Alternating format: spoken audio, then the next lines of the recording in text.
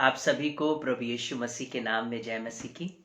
Jesus loves you vision की Sunday fellowship में मैं पास्टर अभिषेक अरोरा आप सबका स्वागत करता हूं। और हम विश्वास करते हैं कि बीते हर एक पल में हमारा खुदावन हमारे साथ है, हमारी रक्षा करता है और उसका हाथ हम पर बना हुआ है। और आज का जो विषय है वो यह है कि कोई भी आपकी जगह नहीं ले सकता, या कोई भी आपका स्थान नहीं ले सकता, या कोई भी आपकी उपाधि नहीं ले सकता। और इस विषय में जाने से पहले हम लोग प्रार्थना करेंगे ताकि परमेश्वर आज के इस विषय पर हमसे बातचीत करे, हमें सिखाए और हम परमेश्वर की बातों को सीख सकें। प्रभु यीशु मसीह, आज हम आपसे प्रार्थना करते हैं, आपका आत्मा हमारे बीच में कार्य करे और पवित्र आत्मा अगुवाई करे। प्रभु, इस समय जितने भी लाइव व्यूअर्स हैं, जितने भी बाद में सुनते हैं, यदि कोई यूट्यूब पर या व्हाट्सएप पर कहीं भी इस लिंक को देखता है, प्रभु कहीं भी जुड़ता है, समान रीति से आशीष पाने पाए। बोलने वाला मैं नहीं परंतु आपका आत्मा हो प्रभु, और आपके शब्द मेरी जुबान पर आने पाए। और प्रभु आप मुझ में से होकर बोले ताकि मैं भी सीखने पाऊं। प्रभु आपका नियंत्रण मांगते हैं, हर एक नेटवर्क, हर एक इंटरनेट में होने वाली बाधाओं को, परिवारों में होने वाली बाधाओं को, गड़बड़ियों को दूर करिए ताकि हम सब मिलकर वचन को सुन सकें, सीख सकें और प्रभु आपकी महिमा निरंतर हमारे जीवन से होती रहे। विश्वास करते हैं पवित्र आत्मा कि आप हमें सिखा रहे हैं, आपकी इच्छा हमारे जीवन से पूरी होने पाए। यीशु मसीह के नाम से प्रार्थना को मांगते हैं, आमीन। हम विश्वास करते हैं कि परमेश्वर का आत्मा आपके संग और मेरे संग बना हुआ है। अगर आप भी परमेश्वर के वचन की सेवा में जुड़ना चाहते हैं तो आप भी इस लिंक को, जो आप इस समय वचन को सुन रहे हैं या बाद में अगर आपके पास ये लिंक आता है, आप बाद में सुनते हैं, आप जरूर इसे दूसरों से साझा करिएगा, शेयर करिएगा, ताकि और भी लोग जो इस समय परमेश्वर के वचन को किसी कारणवश नहीं सुन पा रहे होंगे, हो सकता है आपके द्वारा उन तक कलाम पहुंच सके और वो भी परमेश्वर के वचन से संगति कर सके। तो इसलिए जरूर आप परमेश्वर के वचन को साझा करिए, दूसरों तक परमेश्वर के वचन को पहुंचाइए ताकि परमेश्वर का वचन बहुतों के जीवन में कार्य कर सके। फिर से आज के टॉपिक को दोहराना चाहूंगा कि no one can take your position. कोई भी आपका स्थान नहीं ले सकता है, कोई भी आपकी जगह नहीं ले सकता है, कोई भी आपकी उपाधि नहीं ले सकता है। आइए हम परमेश्वर के वचन से सीखेंगे और हम विश्वास करते हैं कि जब परमेश्वर का वचन हमें सिखाएगा, जब परमेश्वर का वचन हमसे बातचीत करेगा तो हम उत्साहित हो सकेंगे और उसी तरीके से हम परमेश्वर के वचन में मजबूत भी हो सकेंगे। ये उस समय की घटना है जब हम पहला राजा पहले अध्याय में जाते हैं और इस समय हम देखते हैं कि जो राजा दाऊद है वो अपनी सारी लड़ाइयों से विजय प्राप्त कर चुका है और राजा दाऊद इस समय बहुत बुजुर्ग हो गया है और इतना ज्यादा बुजुर्ग हो गया है कि अब वो अपने स्थान से, अपने कमरे से भी बाहर नहीं निकल पाता है। उसके सारे ही कह सकते केश सफेद हो गए हैं और वो अपने कक्ष में रहता है और उसके लोग उसकी परवाह करते हैं कि हम कैसे राजा को उसकी सेवा कर सकें और वो अपनी इस उम्र में स्वस्थ रह सके। और जब राजा के बड़े बेटे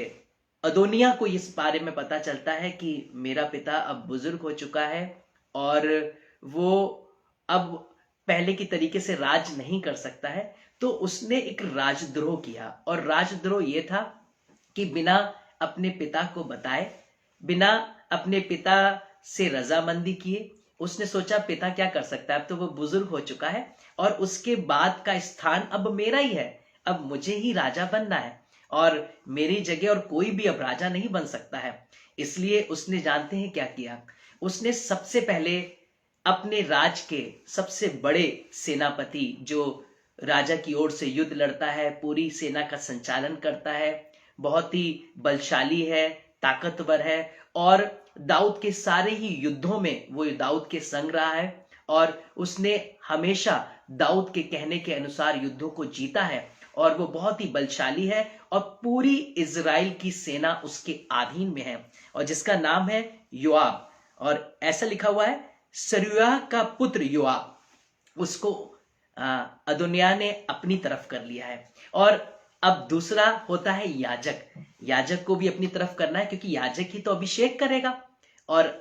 याजक जब अभिषेक करेगा तो मैं उस गद्दी पर बैठने पाऊंगा। और जब सेनापति, दुनिया पूरी, अगर हमारी इंडिया की जितनी भी आर्मी है, पुलिस है और जितनी भी अथॉरिटी है जो इस देश पर राज कर रही है, जिसके द्वारा सरकार चलती है, अगर वही मेरे अधीन हो जाएगी तो मुझे राज करने से कौन रोक सकता है। और दूसरा याजक, अगर याजक ही मेरा अभिषेक करेगा तो कौन मुझे राजा की पदवी से हटा सकता है। इसलिए उसने क्या किया, उसने चाल खेली और बिना अपने पिता से रजामंदी करे, बिना अपने पिता से बात करे, उसने जो है योआब से कहा है कि अब मैं राजा की गद्दी पर बैठूंगा और तू ही मेरा सेनापति ठहरेगा, तू ही मेरे इस देश का अधिकारी ठहरेगा। उसके बाद हम देखते हैं कि उसने जो है एबियातर याजक से भी बातचीत की और उसे भी अपनी तरफ कर लिया। देखिए, सेनापति भी अदोनिया की तरफ हो गया है, एबियातर याजक भी जो है वो भी अदोनिया की तरफ हो गया है और उसने अपने लिए बड़े बड़े घोड़े रथ तैयार कर लिए हैं, आगे दौड़ने वाले उसने योद्धाओं को तैयार कर लिया है। अगर आप 5वीं आयत में पढ़ेंगे तो इस प्रकार से लिखा है, तब हग्गीत का पुत्र अदोनिया सिर ऊंचा करके कहने लगा, मैं राजा बनूंगा। अतः उसने रथ और सवार और अपने आगे आगे दौड़ने को 50 पुरुष रख लिए।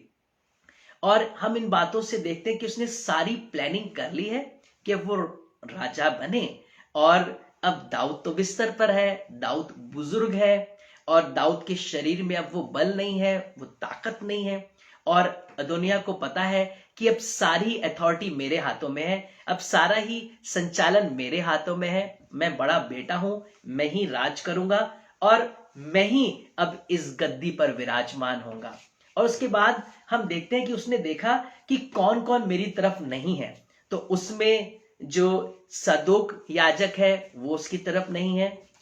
एबियातर वो उसकी तरफ नहीं है, और उसको पता है कि सुलेमान को भी मैं अपनी तरफ नहीं रख सकता, क्योंकि पहले ही ये भविष्यवाणी हो चुकी थी कि दाऊद के बाद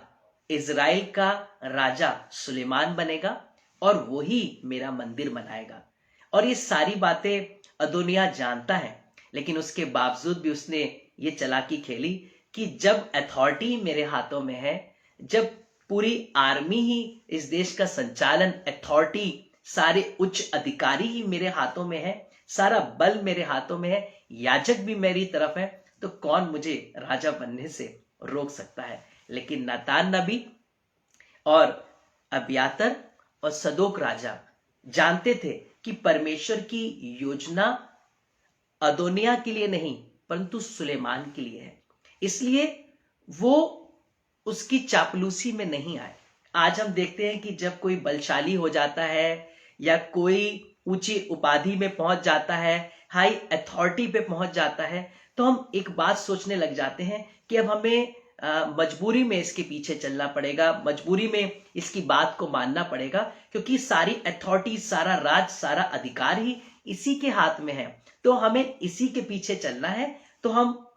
अपने आप को मोल्ड कर लेते हैं और हम कह सकते हैं एक प्रकार से हम चापलूसी करने लग जाते हैं, चापलूस बन जाते हैं। सब कुछ अदोनिया के नियंत्रण में आ चुका है और यहां तक कि दाऊद के जितने भी राजकुमार हैं वो सब भी अदोनिया के पक्ष में हैं। अब आप देखिए, सारे बेटे, सारे राजकुमार, सेनापति, अथॉरिटी, याजक और इज़राइल के बहुत से लोग अब अदोनिया के साथ हैं, उसके पक्ष में है, क्योंकि उन्हें राजा चाहिए, क्योंकि वो जानते हैं कि अब दाऊद राज नहीं कर सकता है, दाऊद बुजुर्ग हो गया है, दाऊद किसी वक्त भी सो जाएगा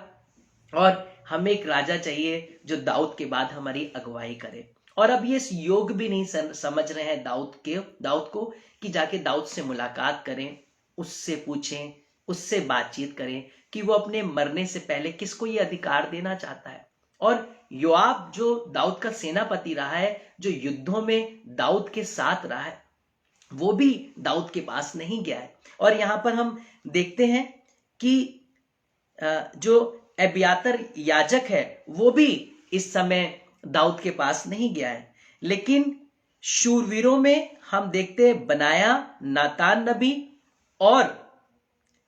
याजक सादोक, ये किसी की चापलूसी नहीं कर रहे हैं, ये सिर्फ यहोवा की बात को मद्देनजर रखते हुए उसी पर भरोसा कर रहे हैं, क्योंकि इनको पता है कि यहोवा ने ठहराया सुलेमान को है राजा बनने के लिए। इसलिए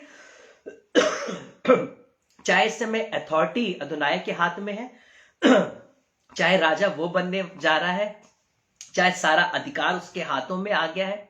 चाहे अब सेनापति भी, अथॉरिटी भी उसके हाथों में है, याजक भी उसी के तरफ है, लेकिन हम तो यहोवा के कहे के अनुसार ही आगे बढ़ेंगे। हम तो वही काम करेंगे जो यहोवा ने कहा है, जो यहोवा ने वाचा ठहराई है, जो यहोवा की ओर से है, हम उसी के पीछे चलेंगे, हम उसी की आज्ञा मानेंगे, भले हमें मृत्यु सहनी पड़े। क्योंकि यदि अदोनाई राजा बन जाता और वो गद्दी पर बैठ जाता, तो ना तो सादोक याजक बचता, ना नातान नबी बचता, ना सुलेमान बचता, ना सुलेमान की माता बचती, और ना ही यहोयादा का पुत्र बनाया बचता। इन सबको जो है अदोनिया नाश करवा देता, क्योंकि वो ये जानता है कि इनको छोड़ बाकी सब मेरे पक्ष में है। आज मैं आपको बताना चाहता हूं कि हो सकता है आपके पक्ष में आज कोई भी नहीं है, हो सकता है आपके पक्ष में नहीं है। मैं आपसे ये नहीं कह रहा कि आप कोई गलत काम करने जा रहे हैं और तब वो आपके पक्ष में नहीं। यदि यहोवा ने कोई वाचा आपसे ठहराई है, परमेश्वर ने आपके लिए कोई योजना बनाई है और परमेश्वर ने वाचा ठहराई है कि मैं तेरे जीवन से ऐसा करूंगा, तेरे परिवार से मैं ऐसा करूंगा, तुझे इस स्थान पर बैठाऊंगा, मैं तुझसे, तेरे बच्चों से अपनी महिमा लूंगा, तेरी पत्नी से अपनी महिमा लूंगा, जो भी वाचा वो आप जानते हैं। आपके परिवार के लिए परमेश्वर की क्या वाचा है, परमेश्वर ने आपसे क्या वाचा बांधी है, परमेश्वर ने आपसे क्या मनसा ठहराई है, क्या आपके लिए भविष्यवाणी रखी है, वो या तो मैं जानता हूं या मेरे परिवार वाले जानते होंगे, जिनके लिए परमेश्वर ने प्रकट किया होगा। और हम इस बात को जानते हैं कि यहोवा ने वाचा ठहराई है तो यहोवा पूरा करेगा। लेकिन हो क्या रहा है, इसके विपरीत में ही सब कुछ हो रहा है। कहीं से भी नहीं लग रहा कि सुलेमान राजा बनेगा, क्योंकि सारी अथॉरिटी अदोनिया के हाथ में है, सारी आर्मी, सेनापति उसके हाथ में है, याजक उसके हाथ में है, इजरायली उसके पीछे हैं, बड़े बड़े मंत्री, महामंत्री उसके पीछे हैं, और योद्धा उसके पीछे हैं, और वो पूरी तैयारी में है कि वो राजा की गद्दी पर बैठ चुका है, अर्थात वो राजा अपनी नजर में बन चुका है। हम अगर देखा जाए तो इस समय अगर हम एक पिक्चर के तौर पे अगर उसको इमेजिन करें तो अदोनाई के हाथों में सारी अथॉरिटी आ चुकी है, क्योंकि दाऊद अपने कमरे में है, वो बुजुर्ग हो चुका है, वो चल भी नहीं सकता, अपने कमरे से बाहर भी नहीं आ पाता है, और वो इतना बुजुर्ग है कि किसी भी वक्त वो सो जाएगा। और अदोनाई को पता है बड़ा बेटा मैं हूं, सारे राजकुमार मेरे पक्ष में हैं, सारी राजा की जितनी पत्नियां हैं वो सब मेरे पक्ष में हैं, पूरी अथॉरिटी, गवर्नमेंट का सारा संचालन करने वाले अधिकारी मेरे पक्ष में है, सेनापति अर्थात कह सकते हैं कि गृह मंत्री और जितने भी अधिकारी जो इस देश को चलाने वाले वो सब अदोनाई के पक्ष में है। याजक जो उस समय राज अभिषेक करते हैं वो भी पक्ष में है, और सारी चीजें हम देख रहे हैं अदोनाई के ही पक्ष में थी। लेकिन परमेश्वर की वाचा जानते किसके साथ थी? सुलेमान के साथ थी। और सुलेमान के पक्ष में देखिए कोई नजर नहीं आ रहा है, सिर्फ एक ले देखिए नातान नबी और सादोक याजक और बनाया, मात्र 2-3 लोग उसके पक्ष में हैं, और अथॉरिटी तो सारी इस समय अदोनिया के हाथ में जा चुकी है, अदोनिया के हाथ में जा चुकी है। लेकिन हम देख रहे हैं परमेश्वर अब कैसे काम करेगा। अब नातान नबी सुलेमान की माता के पास जाता है, बतशेबा के पास, और इस सारी बातों को जो इस समय हो रही हैं उसको बता देता है, और बता देता है कि अदोनिया जो है वो राजा बन बैठा है, और अदोनिया ने सारा अधिकार अपने हाथों में ले लिया है, सारी गवर्नमेंट उसके हाथों में है, सारी अथॉरिटी उसके हाथों में है, सारी पावर उसके हाथों में है, सेनापति भी उसके हाथों में है, और सारा कंट्रोल उसने अपने हाथों में ले लिया है। और ये सारी बातें नातान नबी बतशेबा को बता रहा है कि सब कुछ अदोनिया के हाथों में जा चुका है, लेकिन तुझे पता है राजा अभी इसके बारे में नहीं जानता है। राजा को भी नहीं पता है कि अदोनिया ने कंट्रोल अपने हाथों में ले लिया है। हो सकता है आपके संग भी ऐसा ही हुआ हो। एक समय जब आप अपनी जॉब में आगे बढ़ रहे थे और एक समय ऐसा आया कि जब आपका प्रमोशन होना था और आपके अधिकारी ने भी बोल दिया था कि नेक्स्ट प्रमोशन आपका है, आप इस उपाधि पर पहुंचेंगे, लेकिन अचानक से कोई बीच में आता है जो बॉस की चापलूसी करता है और फेक रिपोर्ट्स तैयार करता है, बॉस के घर के काम करता है, उसकी गाड़ी भी साफ कर देता है, उसके बच्चों को भी स्कूल ले जाता है और वो पूरी कोशिश करता है किसी भी तरीके से मैं बॉस को अपने पक्ष में कर लूं। और हो सकता है कि आपका सीनियर जो है उसके बहकावे में आ जाए और आपकी पोजीशन जो होनी थी वो दूसरा व्यक्ति ले ले। बिल्कुल ऐसा ही मेरे संग हुआ। जब मैं बजाज एलियांस कंपनी में काम किया करता था तो हमें एक टारगेट मिला और जब वो टारगेट मैंने अचीव कर लिया तो उस टारगेट के बाद मुझे नेक्स्ट पोजीशन मिलनी थी। मुझे उस टारगेट पूरा करने के बाद मेरा प्रमोशन होना था और मेरी जो सैलरी थी वो भी इंक्रीज होनी थी, मेरी पोस्ट भी बढ़नी थी, सारी चीजें मेरे फेवर में थी। बॉस ने भी मुझसे कह दिया था कि अब नेक्स्ट प्रमोशन तुम्हारा है। और अचानक से मुझे कुछ दिन बाद पता चलता है, जब क्लोजिंग निकल चुकी है, जब मेरी पोस्ट मुझे बढ़नी थी वो मेरी जगह किसी और की हो चुकी है, ये सारी बातें मुझे समझ में नहीं आई। तब मैंने जानने की कोशिश की और जानने के बाद मुझे पता चला कि एक और व्यक्ति जो मेरे बाद जो मेरी कंपनी में मेरा सहभागी था, उसने चापलूसी करना शुरू करी। उसने फ्रेंचाइजी होल्डर्स को, बॉसेस को अपने कंट्रोल में लिया, उनके संग जो है ऐसी सी बातें कही कि मैं आपको बड़ा प्रॉफिट दिलवाऊंगा और मेरा जितना भी बिजनेस था, मेरा जितना भी टारगेट था, वो सब उठा के उसके नाम पर चढ़ा दिया गया। मतलब बिजनेस मैंने किया और टारगेट मैंने पूरे किए, वो सारा बिजनेस, वो सारा टारगेट उसमें ज्वाइन करके उसका प्रमोशन कर दिया गया, उसे बढ़ा दिया गया। हाँ, मुझे थोड़ा दुख पहुंचा क्योंकि मेहनत करी थी और रात दिन मेहनत करी थी, लेकिन मैंने कहा प्रभु जैसे तेरी इच्छा, तेरी मर्जी, क्योंकि मैं जानता हूं कि तेरी इच्छा के बगैर मैं वहां पर नहीं पहुंच सकता। और मैंने इस बात को वहीं पर भूला। परमेश्वर से प्रार्थना करके मैं वैसे ही अपने कामों को करने लगा, मैं वैसे ही मेहनत को करने लगा, मैं उसी तरीके से अपने कामों में ईमानदारी से आगे बढ़ने लगा। कुछ ही दिनों के बाद मुझे पता चलता है कि वो व्यक्ति जिसने मेरा सारा टारगेट ले लिया था, मेरा सारा बिजनेस उसने अपने में काउंट करवा लिया था और जिसने प्रमोशन मेरी जगह पर ले लिया था, कुछ ही दिनों के बाद मुझे पता चला कि वो एक फ्रॉड के केस में पकड़ा गया। उसने कंपनी में कुछ फ्रॉड किया और जिसकी वजह से उस कंपनी से उसे निकाल दिया गया। मैं आपको बताना चाहता हूं कि भले कोई कितनी भी चापलूसी कर ले, हो सकता है आज आपके बॉस की लोग चापलूसी कर रहे हो सकता है आपके सीनियर पास्टर की लोग चापलूसी कर रहे हो कि वो आपको नीचे कर दें, आपको दबा दें, और हो सकता है आपके बिशप की लोग चापलूसी कर रहे हो, लेकिन जिसको परमेश्वर ने ठहराया है, जिसके लिए परमेश्वर की प्लानिंग है, कोई कितनी भी चापलूसी कर ले, कोई कितनी भी प्लानिंग कर ले, सीनियर पास्टर को भी अपने फेवर में कर ले, बिशप को भी अपने फेवर में कर ले, सीईओ को भी अपने फेवर में कर ले, लेकिन वो ये नहीं जानते हैं कि कंपनी का जो फाउंडर है वो आपकी ओर है, अर्थात यीशु मसीह आपकी ओर है, परमेश्वर आपकी ओर है। आपको गिराने की योजना बनाई जा सकती है, आपको नाश करने की योजना बनाई जा सकती है, आपके हाथों से सारी अथॉरिटी भी ली जा सकती है, आपको कुछ पता भी नहीं चल रहा और आपके पीछे सारी प्लानिंग भी हो गई, आपकी जगह भी कोई और लेकर बैठ गया है, लेकिन आप घबराइए नहीं, आप डरिए नहीं, आप ईमानदार रहिए,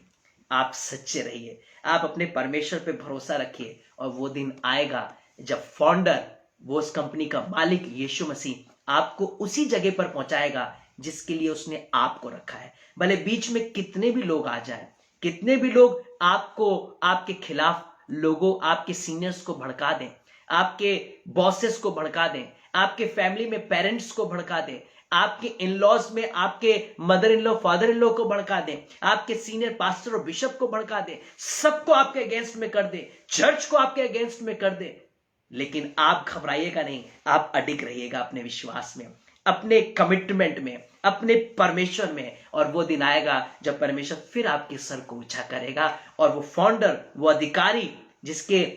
अंडर में सीईओ आते हैं, जिसके अंडर में एचआर डिपार्टमेंट आता है, जिसके अंडर में मैनेजर आते हैं, भले मैनेजर आपकी तरफ नहीं है, एचआर डिपार्टमेंट आपकी ओर नहीं है, सीईओ आपकी ओर नहीं है, पर फाउंडर आपकी ओर है, हमारा यीशु मसीह आपकी ओर है। जी हाँ, इसके बाद हम देखते हैं क्या हुआ। नातान नबी बतशेबा के पास गया है और उसे सारे हाल बता देता है और उससे कहता है तू राजा के पास जाना और राजा से कहना, क्या राजा तूने ऐसी वाचा अपने यहोवा को शपथ खाकर नहीं रखी थी कि मेरे बाद राजगद्दी पर सुलेमान बैठेगा, और जब तू ये चर्चा करेगी तब मैं उस बीच में वहां पर आऊंगा और इन सब बातों की पुष्टि करूंगा। बतशेबा राजा के कमरे में जाती है, उसकी कोठरी में जब पहुंचती है वो राजा को सारा हाल बताती है और बताती है, राजा क्या तूने अपने यहोवा की शपथ खाकर ये बात नहीं ठहराई थी कि तेरे बाद इजराइल की गद्दी पर सुलेमान राजा बनेगा? और क्या तूने ये बात परमेश्वर यहोवा की ओर से पाकर ना कहा था? लेकिन देख, अदोनिया राजा बन बैठा है। मतलब सुनिए, अदोनिया राजा बन बैठा है,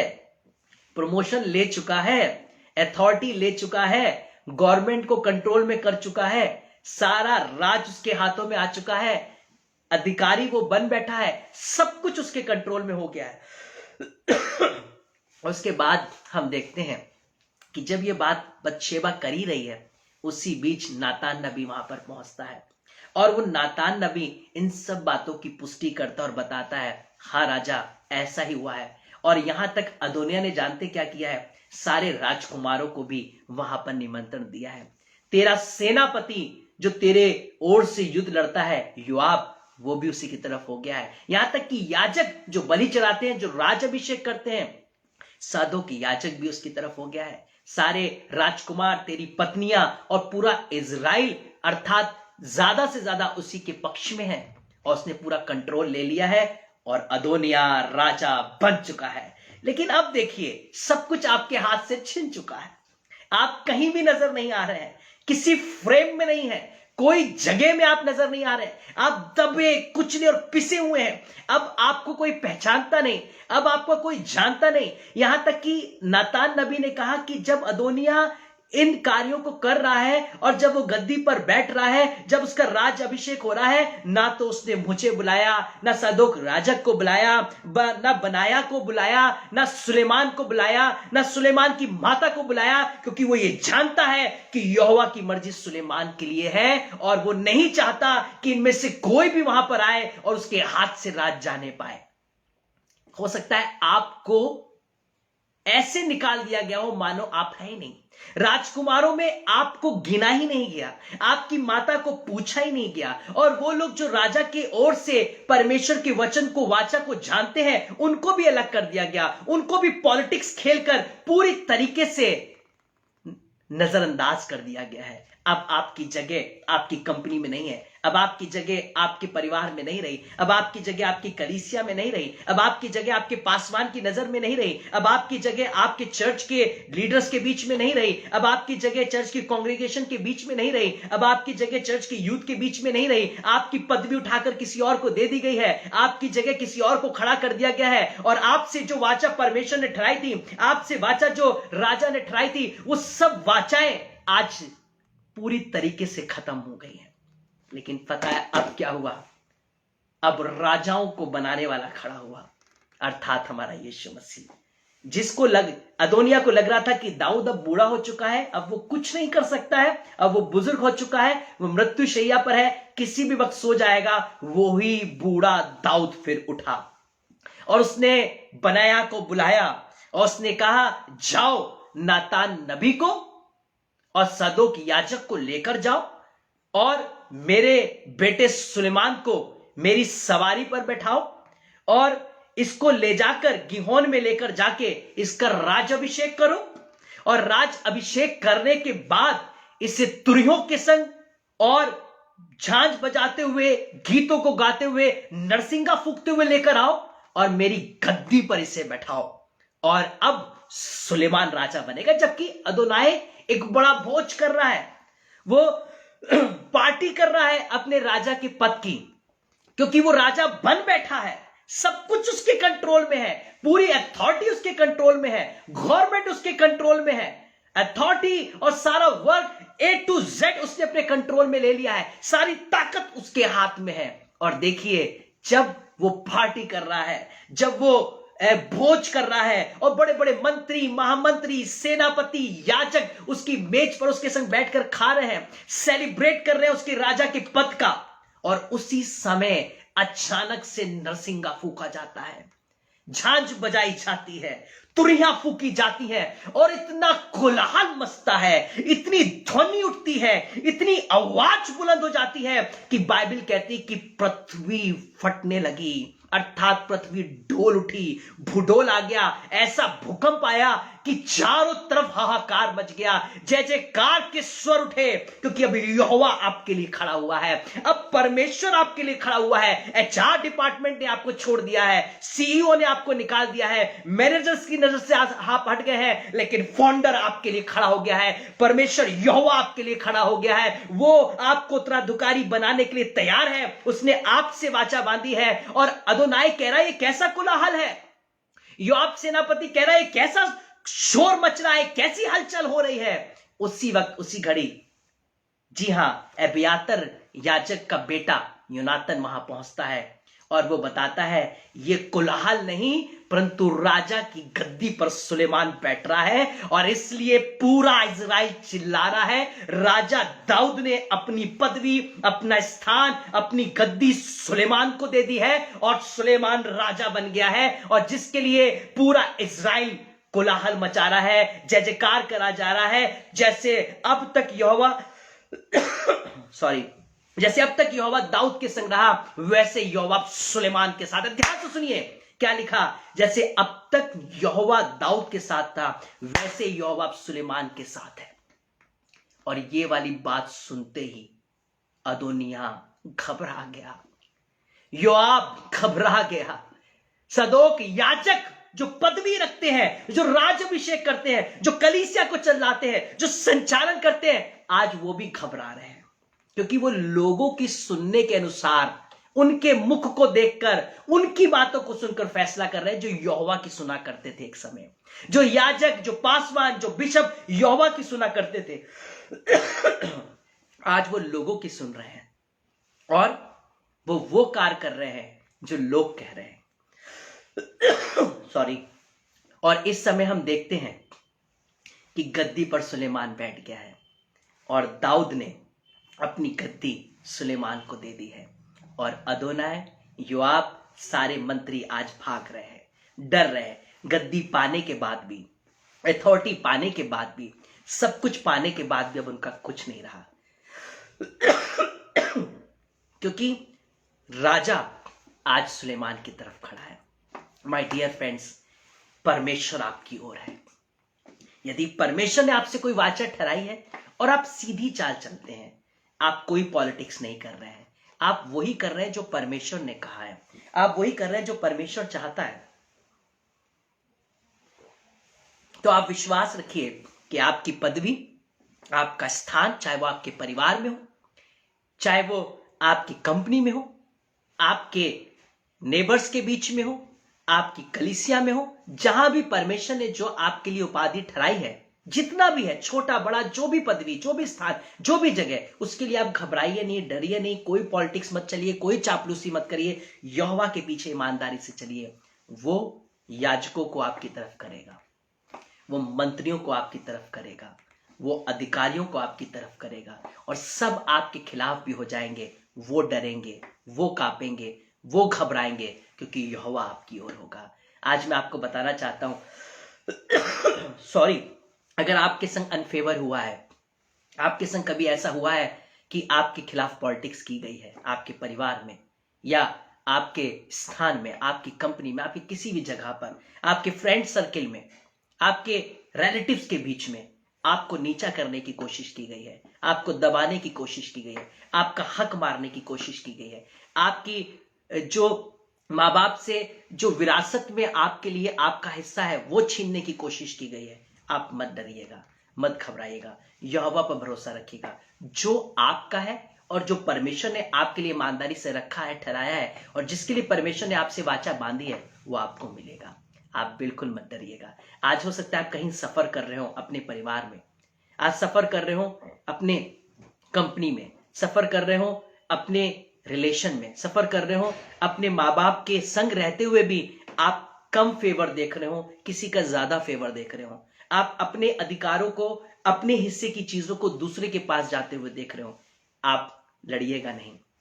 घबराइएगा नहीं, यहोवा पर भरोसा रखिएगा। वो नियत समय पर खड़ा होगा और जो आपका है वो आप तक पहुंचाएगा। और सुलेमान राजा बन चुका है, सुलेमान गद्दी पर बैठ चुका है, सुलेमान के हाथों में सारा वैभव आ गया है। सुलेमान ने ही परमेश्वर के मंदिर को खड़ा किया है और सुलेमान उस समय का दाऊद बन गया है। आप आज नजर नहीं आ रहे हैं, किसी भी फ्रेम में नहीं है, किसी भी जगह पर नहीं है, पर वो समय आएगा जब परमेश्वर आपसे की हुई वाचा को, जो उसने आपसे ठहराया होगा, नातान नबी को जो परमेश्वर ने बताया, सादुक याजक को जो परमेश्वर ने बताया, दाऊद को जो परमेश्वर ने बताया, ऐसे लोग भी परमेश्वर आपकी ओर खड़ा करेगा जो आत्मा में परमेश्वर के भय में चलते होंगे, जो लोगों के चेहरे को नहीं देखते होंगे, वो परमेश्वर को देखते होंगे। परमेश्वर से उन्होंने आज से शायद 20 साल बाद, 40 साल बाद भी उनको लगता होगा कि वही आवाज आज मेरे कानों में गूंज रही है जो परमेश्वर ने 40 साल पहले मुझसे कही थी। जो ईमानदारी से परमेश्वर की सेवा कर रहे हैं वो हर दिन जानते हैं कि परमेश्वर ने उनसे क्या कहा है, परमेश्वर ने उनसे क्या ठहराया है। वो जानते हैं परमेश्वर की क्या योजना है, और वो उस योजना में भले गवर्नमेंट उनके खिलाफ हो जाए, अथॉरिटी उनके खिलाफ में हो जाए, यदि परमेश्वर की आवाज वो जानते हैं तो वो ना डरेंगे ना घबराएंगे, परंतु परमेश्वर को हाजिर नाजिर जानकर परमेश्वर की इच्छा को पूर्ण करेंगे। आइए अपनी आंखों को बंद करें और इस वक्त हम प्रार्थना में चलेंगे। यदि कोई भी अपने प्रेयर रिक्वेस्ट को देना चाहता है तो आप दे सकते हैं, और लेकिन हम मिलकर एक संग प्रार्थना को करेंगे। हमसे प्यार करने वाले सच्चे जीवित दयालु पिता, प्रभु यीशु मसीह के नाम से इस वक्त हम प्रार्थना करते हैं। प्रभु, जो आपके दास इमैनुअल पतरस जी ने प्रार्थना निवेदन दिया है कि हम एक दूसरे के लिए प्रार्थना करें, प्रभु हम प्रार्थना करते हैं आपका हाथ उन पर, उनकी पत्नी और उनके परिवार पर आने पाए, और बहुतायत से प्रभु आपकी आशीष उनके जीवन में बढ़ने पाए। हर एक आवश्यकता सुख से पूर्ण हो, अच्छा स्वास्थ्य मिले, पवित्र आत्मा जुम्बिश करे, और प्रभु अपनी सेवा आप अपने दास के परिवार से लीजिए। प्रभु हम प्रार्थना करते हैं इस समय यदि कोई बीमार है, कोई वायरल में है, इन्फेक्शन में है, फीवर में है, कोल्ड कफ में है, या पॉजिटिव है इस समय प्रभु, या किसी के बैक पेन है प्रभु, अर्थराइटिस है, माइग्रेन है, हेडेक है, या किसी प्रकार का ट्यूमर है, यूट्रस की प्रॉब्लम है, सिस्ट है, गुप्त बीमारियां हैं, किसी भी प्रकार का प्रभु कान में सुनने में तकलीफ, आंखों से दिखने में कमजोरी, पिता परमेश्वर कान का बहना, आंखों का पिता परमेश्वर लालपन होना, इन्फेक्शन, हार्ट की प्रॉब्लम, किडनीज की प्रॉब्लम, लंग्स की प्रॉब्लम, पिता गॉलब्लैडर में स्टोन या लीवर प्रॉब्लम, पैंक्रियास प्रॉब्लम, या किसी भी प्रकार का स्पॉन्डिलाइटिस, सर्वाइकल पेन, माइग्रेन, या कोई भी ऐसी समस्या प्रभु जिसको लेकर आज यहाँ पर कोई बैठा है प्रभु, अर्थराइटिस, वो हर एक समस्या यीशु के नाम से शरीरों को छोड़कर जाने पाए, और हर एक व्यक्ति इसी वक्त इसी घड़ी चंगा होने पाए। हम विश्वास करते हैं आपका पवित्र आत्मा यहाँ पर कार्य कर रहा है और आप बीमारों को चंगा कर रहे हैं। यदि किसी को गर्भ नहीं ठहरता है, किसी के यूट्रस में प्रॉब्लम है, सिस्ट है, पीसीओडी है, पीसीओएस है, फेब्रॉइड्स हैं, यीशु के नाम से प्रभु वो सारी बीमारी जाने पाए और प्रभु गर्भ ठहरने पाए। प्रभु किसी का अगर विवाह नहीं हो रहा है तो अच्छा जीवन साथी मिलने पाए। प्रभु इस समय पिता परमेश्वर कोविड की वजह से बच्चों की स्टडी नहीं हो पा रही है, पर आप रास्ते खोलिए कि बच्चे अच्छी विजडम से अपनी एजुकेशन को पूरा कर सकें और आगे बढ़ सकें। प्रभु हम प्रार्थना करते हैं परमेश्वर पिता कि आप एक एक को ब्लेस करिए और सभी पर अपनी समान रीति से आत्मा उंडेलिए। और हम विश्वास करते हैं कि बीमार चंगे हो रहे हैं, लंगड़े चल रहे हैं, अंधे देख रहे हैं, बहरे सुन रहे हैं, गूंगे बोल रहे हैं, और पवित्र आत्मा आप अपनी इच्छा को पूर्ण कर रहे हैं। वो लोग जो डिसहार्टेड हैं, जिनके संग प्रभु किसी भी प्रकार की पार्शलिटी हुई है, या प्रभु उनको उनके स्थान से गिराया गया है, दबाया गया है, कुचला गया है, उनके हक को छीना गया है। आज कोई भी यदि ऐसे इस समय में प्रभु निराश है, हताश है, उदास है, टूटा हुआ है, प्रभु आप उनके हक को उन तक पहुंचाइए, उनके स्थान को उनको वापस करिए और अपनी महिमा को प्रकट करिए। कोई गलती हो तो माफी मांगते हैं, प्रार्थना यीशु मसीह के नाम में मांगते हैं, आमीन। प्रभु आप सबको आशीष दे, सबको जय मसीह की।